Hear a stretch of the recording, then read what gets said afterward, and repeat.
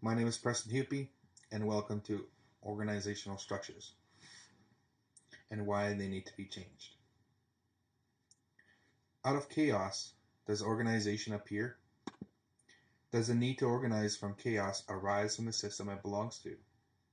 Why do Indigenous people live within chaos and feel the need to organize their own structures? Why do we need to change the old structures of hierarchies to new ways of organizing? Nature has its own chaos, or perhaps messy way to organize, but yet it survives through regrowth and adaptability. I have never thought of systems in this way. Whether it be in nature or the economic world, I'm beginning to see how organizations can be structured out of chaos. I'm very progressive when it comes to changing the current system, where it has been an imposition of Eurocentric ideas of structure. The mechanical or military hierarchy that works from the top down keeps regular citizens on a scale that is rigid. This got me thinking about 3D structures of organizations that is progressive and derives from a messy organization that takes place in a complex but yet simple form. This can be utilized in place of the current structure that plagues our indigenous societies today. And these are the reasons why we need to change. Before we move on to this concept, we must first have an idea of what systems theories are. In a highly abstract world, we have systems that interact with each other. Part of the systems are called elements and are part of the whole. Without these elements or parts, the systems would not work. It is looking at a structure of a system rather than the function. It also looks at the arrangement and the relations within these parts. With this, we have the environment outside the system and the environment inside, or called interior and exterior. There is a boundary between the interior and exterior where issues or ideas, functions or problems or resources enter the system called input and have a product or a decision as a result called output. This scientific way of looking at the world has been around since the Renaissance and the Enlightenment, but really it took steam in the 1940s. These people were looking at ways society or groups can organize and how this would work or not work to get maximum efficiency. Then it took a turn to create hierarchies within structures and to organize businesses. These hierarchies is a top-down approach to solving problems. This old way of systems theory or ways to organize is not taking the human side of the organization into account. They just tend to think about the end product or profit motive. This is a reason why for change. One question that came out is hierarchy an obstacle for innovation? I believe that this to be true. We are not thinking about the human side of organization rather than the old way. The old way is taking orders and complying with the people at the top. Taking apart a system and making smaller subsystems is not going to be working and is not connecting the whole.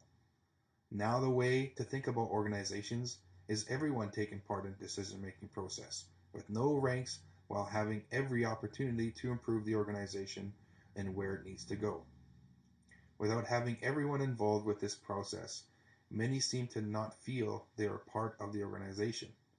There is research that suggests employees would perform better if they are part of the team's decisions and successes.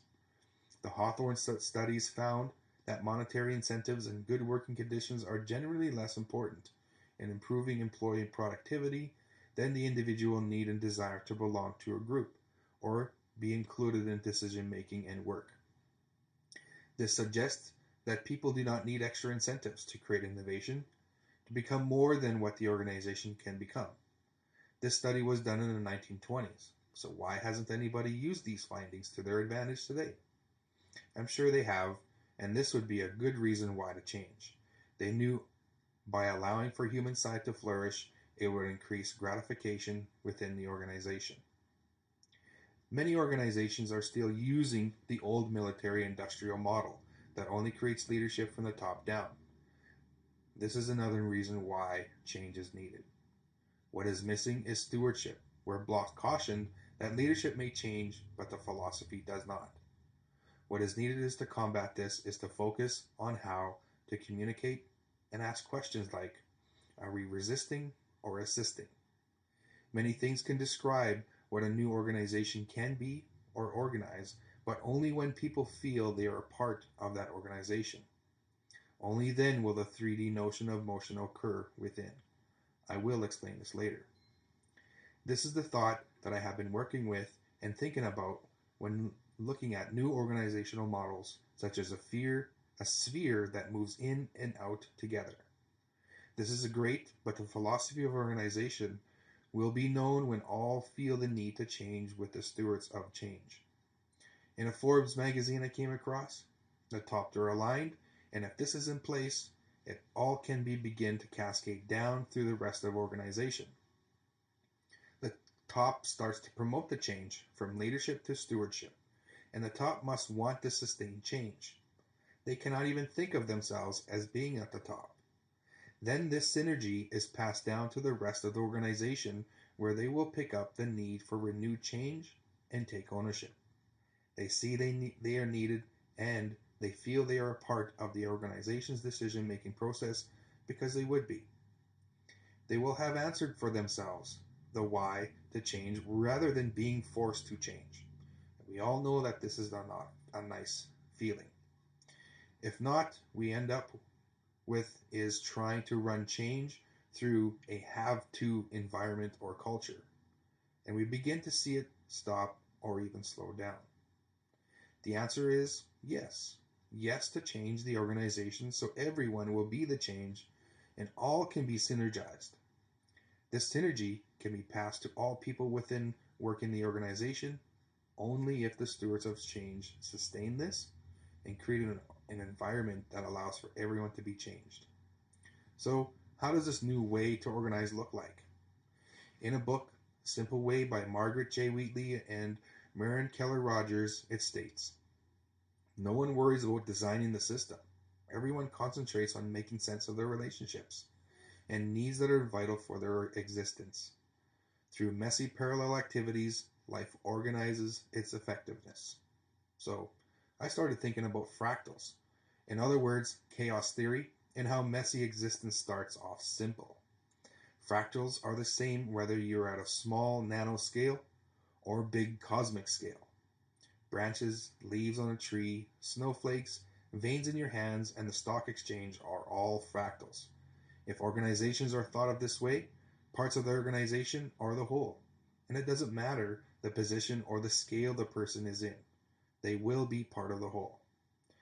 They will be moving in and out in a 3D notion of motion within the fractal or the organization and still feel it is the same. I think understanding fractals is understood, so I'm going to begin by asking, why not have an organization like a school or reserve operate on the notion of fractals, this notion of motion? There are examples of fractals in nature, in the natural environment, to develop and to even incorporate. I like the sphere shape, the 3D shape that can work to create an organization. The one I had in mind is a magic ball that expands and retracts within itself. It is a toy that my girls had in their toy box. It can be reminded as a beaded heart. It looks like a bunch of connections that are attached that look like a sphere when expanded and spikes protruding from the center when retracted. With this model of organization, there are many people connected. Each connection on or in the sphere is a group or a person. These people or groups are connected to each other and rely on each other for support, or the sphere would not expand or contract. The expanding and retracting is the motion or the sensation of the 3D notion. People or groups are free to move in and out, in and around the sphere or organization where they see their potential to keep the sphere or organization simple. The leader or steward of this sphere is everyone. Maybe one person is to direct the sphere, but once it moves, it keeps moving. Not one connection, people, or group has a sensation of being on top or below because the sphere spins, turns, or rotates so everyone leads. When a decision or consensus is being made, the whole sphere retracts so that everyone has a say in the decision-making process. If no consensus is made, it expands back. They all come together again to play or work until a decision is made. From the janitor to the president, they have the same amount of space, same amount of freedom to communicate, and same amount of decision power for the organization. This could be another answer to why. Why is chaos from the government and structure of education when it comes to Indigenous people in the state of Canada? people believe to have the same hierarchical structure of industry, it can be used as an educational institute for Indigenous people. Has been a very negative way of teaching paternalistic, Eurocentric ideas and concepts to a people that have their own ways of knowing, being, and doing. Here's an example of Inuit decision-making that comes out of this. Inuit knowledge and culture have played major roles in the designing and functioning of this $142 million high Arctic research station planned for Cambridge Bay, Nunavut. When thinking of educational organizations, this is why we need to change. The structure can look like a fractal or a sweat. It could have the same concepts that were used since before contact. Our youth have this knowledge within themselves that needs to be awakened. The environment is chaotic and not working today, and the structure within this environment is only perpetuating the assimilation cause of Western society. Indigenous people can change for themselves a system that will lead to a better future. Am I on track with this idea? I think I am. Many aspects of hierarchy, pyramids, circles, 2D perspectives have been used, and perhaps we can learn from nature through the use of fractals, or from a mess, a system that appears to work. It really appears that it may work. This has been in nature before even humans existed.